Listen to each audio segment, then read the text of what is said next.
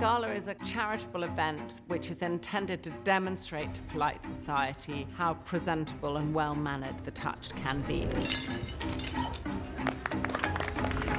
It's this kind of charity which is now considered politically incorrect. Initially, the gala is to kind of try and integrate the touched into the London social life.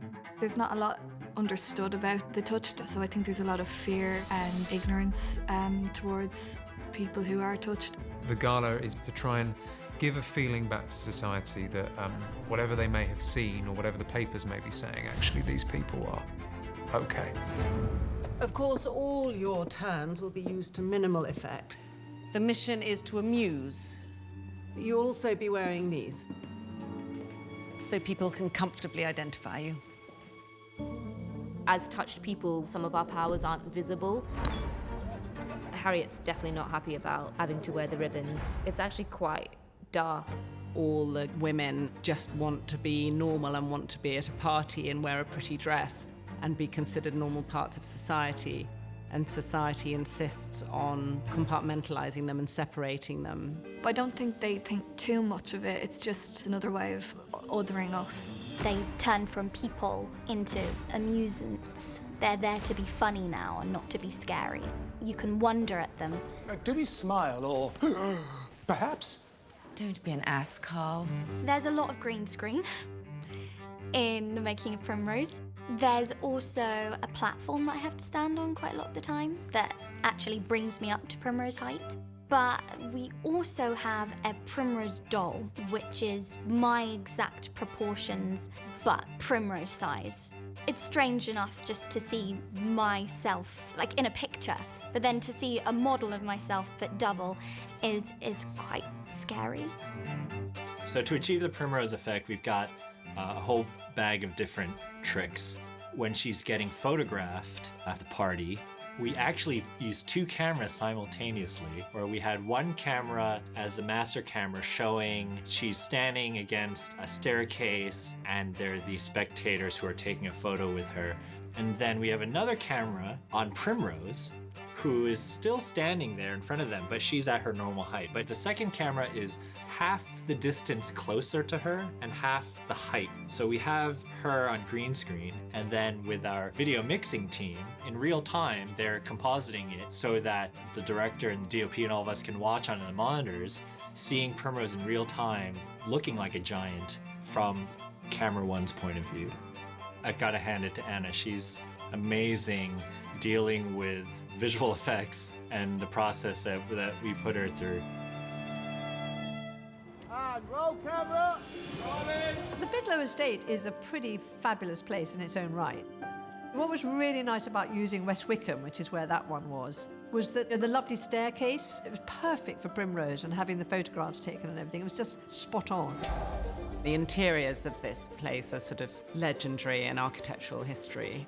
And then the sets were beautiful, the flowers, the food. I mean, it's the heartbreaking thing is, you know, if you actually tried to eat any of this stuff, you'd be poisoned, but it looked beautiful. The house lent itself to some beautiful autumnal colours of flowers, which we spiralled around the marble columns and had climbing up the stairway. We just went to town, Tina and myself. It just begs to be dressed, really. All of the people that went to the gala basically had people at home that would help curl their hair. But the girls from the orphanage were styled pretty much how they are on an everyday look. You know, they kind of all help each other out with their hair and things. We worked that out early on. We had a lot of the costumes made for the Biglow house because I wanted the palette to be so precise. The class system was rife then in Victorian times. The best way to illustrate it in some ways is palette. We wanted pale and beautiful, not too sugary, but sort of lovely pale pistachios and peach and just this lightness and this beauty. And then into that, we bring the touched, who look a bit drab by comparison, except for Penance, who we wanted to make look rather pretty, but actually rather dated. So her silhouette, it's not really of the time. It's something that was obviously handed down to her, but she still looks gorgeous. Did you have something you wanted? There are some paintings thought that From you when would I be... said how I like paintings. Paintings, yes.